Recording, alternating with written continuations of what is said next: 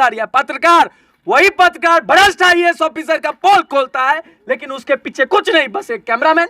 ये भी बोला जा रहा है इस परिवार को अभी भी धमकी मिल रहा है, तो आपको डर नहीं लग रहा है कि आप उतना दूर से अयोध्या से आ रहे हैं रिपोर्टिंग करने, रास्ता में कोई आपको गोली मार दे तो क्या कीजिएगा? यही चीज का डर है, समझ सकते हैं। जैसे एक हमारे पत्रकार बंधु कफन लेकर आए थे। पत्रकारिता में जब पत्रकार आ गया जिस दिन, उसी दिन समझ लीजिए पत्रकार ने अपने माथे पर कफन बांध दिया। तो इनकी दादी थी, जो गोकुल कुमार जी की माँ थी, वो बोलती थी कि रवि जी आप भी पत्रकारिता छोड़ दीजिए, नहीं तो आपको भी फायदा किया है। तो फिर उसी मर्दानगी का परिचय दे रहा हूँ और लोगों के लिए लड़ रहा हूँ। जब कोई मारा जाएगा, तो जब कोई मारेगा हमें, तो आप जैसे युवक हमारे लिए आवाज उठाएंगे तो हम अपने आप को धन्य। गरीब जो है, क्योंकि मैं तो कभी देखती नहीं कि कोई नेता उनकी मदद कर रहा है, उनके लिए घर बना रहा है, छत दे रहा है, तो मैं उनको छत देना चाहती हूँ, घर देना चाहती हूँ। लेकिन अगर प्रशासन मेरी मदद इसका मतलब कहाँ तक इस अभी पे सहयोग रहेगा कि IAS बनने में? मैंने सोनू सर से भी इस मामले को लेके बात किया। उन्होंने कहा कि मैं 21 सितंबर को जो है पटना में इस बच्ची से मिलूंगा, और हमें पता है कि जो है इस बच्ची को अगर अच्छा प्लेटफॉर्म, अच्छा मुकाम मिल जाए, तो ये बच्ची आगे जो है डफला बजा सकती है, अपने बाप का नाम रोशन कर सकती है, अपने परिवार का। तो हमारी तरफ से पूरा सहयोग रहेगा। अगर कोई नहीं अडॉप्ट करेगा तो हम लोग जो है इसको अपने तरफ से रवि, यही भी बोला जा रहा है इस परिवार को अभी भी धमकी मिल रहा है, तो आपको डर नहीं लग रहा है कि आप उतना दूर से अयोध्या से आ रहे हैं रिपोर्टिंग करने, रास्ता में कोई आपको गोली मार दे तो क्या कीजिएगा? यही चीज का डर है। और इसीलिए जो इनकी दादी थी, जो गोकुल कुमार जी की माँ थी, वो बोलती थी कि रवि जी आप भी पत्रकारिता छोड़ दीजिए, नहीं तो आपको भी गोली मारेगा। लेकिन हमको पता है कि हम मरना तो है ही, किसी न किसी दिन आज मरेंगे, इज्जत के साथ मरेंगे। हम उनको मृत नहीं कहेंगे, हम उनको शहीद कहेंगे। गोकुल जी को हम शहीद का उपमा दे रहे हैं। वो मेरी भी मम्मी की समान है, तो घर का लोग ये वीडियो देखेगा तो बोलेगा कि आप तो पत्रकारिता छोड़ बोलते हैं सर, बोलते हैं, वो बोलते हैं कि जो है पत्रकारिता छोड़ दीजिए, इतना कहीं भी कमा लीजिएगा, कहीं भी नौकरी कर लीजिएगा।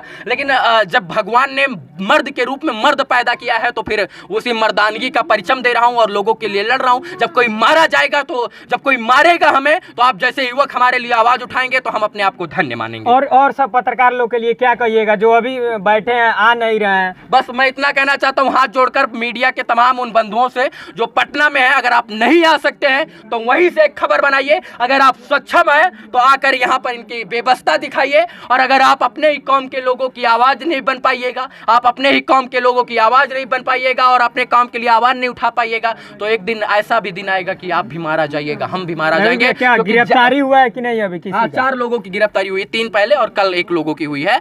लेकिन गिरफ्तारी इस परिवार को अभी तो मतलब प्रशासन के द्वारा गिरफ्तारी हुई है, उससे हमको मतलब नहीं है। इसकी मदद हो, हमें इससे मतलब है। एक का तो घर उजड़ गया, उनका घर उजड़ गया, उस माँ का साया उजड़ गया। घर भी आप देख सकते हैं, रवि भैया कुछ खास कंडीशन मदद हो इनकी, यानी कि लगता है वो ईमानदारी से पत्रकारिता करते थे। बिल्कुल ईमानदारी से अरे सर, ईमानदारी से पत्रकारिता नहीं करते, बहुमंजिला बन जाता। कुछ लोग कह रहे थे कि बेईमान थे वो। अरे सर, बेईमान अपने पहले गिरेबान में जरा नजर डालिए, फिर पता चलेगा कौन ईमानदार था, कौन बेईमान था। बेईमान होते तो आज बहुमंजिला इमारत बन गई होती। मैं इतना कहना चाहता हूँ कि मैं अब उनके पिताजी को तो ला नहीं सकते इसके, लेकिन इसके लिए तो कुछ ना कुछ कर सकते हैं ना। इसके पिताजी का सपना था IAS बनने को, सपने में तो सपना बनकर सहयोग कर सकते हैं ना। तो इन सब चीजों को ध्यान। और आप बोल रही हैं कि हम एक आश्रम, मतलब अनाथ बच्चों के लिए, क्या बोल रही थी? मेरा ये एक सपना है जो मेरे पापा जानते थे और कोई नहीं, बट मैं आज सबके सामने शेयर करती हूँ, क्योंकि अगर मैं ये बात शेयर करूँगी तभी मुझे मदद मिल सकती है। मैं पूरे गरीब जो है, क्योंकि मैं तो कभी देखती नहीं कि कोई नेता उनकी मदद कर रहा है, उनके लिए घर बना रहा है, छत दे रहा है, तो मैं उनको छत देना चाहती हूँ, घर देना चाहती हूँ। लेकिन अगर प्रशासन मेरी मदद करे तो।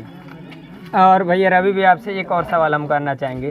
सबसे पहले तो आपको पैर छू के मेरा प्रणाम, क्योंकि आपके जैसा ही पत्रकार हमको चाहिए कि ईमानदारी से पत्रकारिता करे, और जहाँ कोई पत्रकार नहीं आया वहाँ सब लोग आए सर, सबको जगाने की जरूरत है। सबसे पहले ये चीज है कि मैं पहले आया हूँ, मैंने जगाया और सब लोग आए। देखिए ना, ये पूरा पत्रकार का समूह है और यहाँ के लोगों को मैं सर धन्यवाद देता हूँ। मैं तो उनके बुलाने पे आया था, मैं भी नहीं आता। उन लोगों ने, उन्होंने मुझे इतना फोर्स कर दिया कि मेरे हर एक कमेंट पे, वीडियो पे कमेंट आता था, रवि जी आइए। रवि जी जैसे ही कमेंट देखते थे, शर्मिंदगी के मारे धंस जाते थे। और मैं अयोध्या में था। आप सोचिए कि ये 3 से 4 दिन मुझे अयोध्या से यहाँ पहुँचने में लगा और मैं यहाँ पर आकर आवाज़ उठा रहा हूँ। तो इन लोगों का आभार मैं प्रकट करता हूँ कि इन लोगों ने हमें इसके बारे में अवगत कराया और यहाँ आने पर हमें मजबूर किया, और हम आए तो हम आप लोगों को आने पर मजबूर किए। तो यह इसमें हमारा कोई योगदान नहीं है, कोई पैर छूने की बात नहीं है। हम मानव हैं और मानव होने का कर्तव्य का पालन कर रहे हैं, मानव धर्म का पालन कर रहे हैं, मानव बनने की एक जितने मिसाल दे रहे हैं। पत्रकार हैं अगर वैसा आप ही के जैसा करे तो फिर आज इसको न्याय मिलने में ज्यादा टाइम नहीं, सब लोग कर रहे हैं, अपने अपने क्षेत्र के सब लोग हीरो हैं।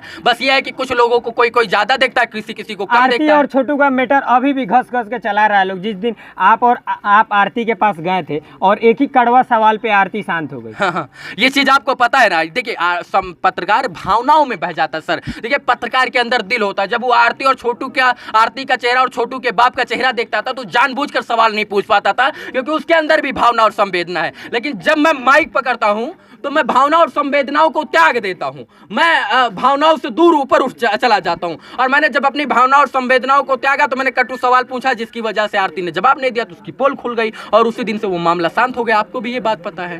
चलिए रवि भैया बहुत बहुत धन्यवाद। यहाँ हमारे साथ सच तक के पत्रकार भी हैं। भैया क्या कहिएगा यहाँ पे आए दिन देखिए, पत्रकार के साथ घटना हो रहा है। हम तो यही कहेंगे दिन दहाड़े तमाम गोली मार पत्रकार दिया जा रहा है। तमाम पत्रकार एक हो जाएं और सभी लोग जो है एक एक वीडियो, सभी ने रिक्वेस्ट किया है एक एक वीडियो, जहां से भी हैं एक एक वीडियो बनाइए इनके लिए।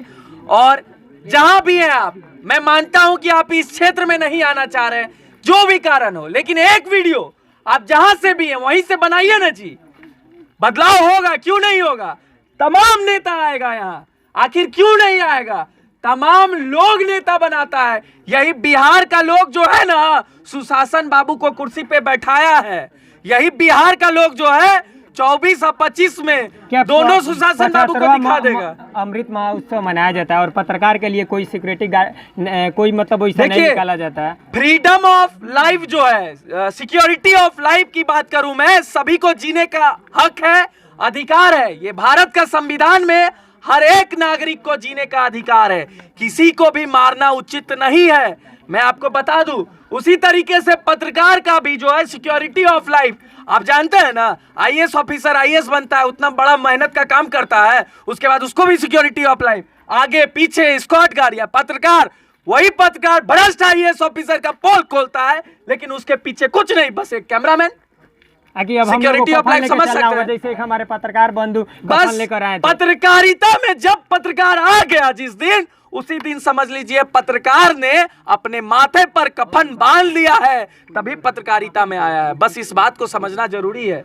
ये जरूरी है। अंत में हमारे वीडियो के नीचे एक नंबर फोन पे का है और आप लोग से जितना हो सके उतना डोनेट कीजिए, क्योंकि एक आरती के पास लोग जाता है और जल ढारता है पैसा, सोनू के पास लोग पैसा देता है, लेकिन जहाँ पे पैसा की ज़रूरत है, एक लड़की आईएएस ऑफिसर बन सकती है, वहाँ पे आप लोग कम से कम 1 रुपया डोनेट जरूर कीजिए। वीडियो कैसा लगा आप लोग जरूर बताइए और शेयर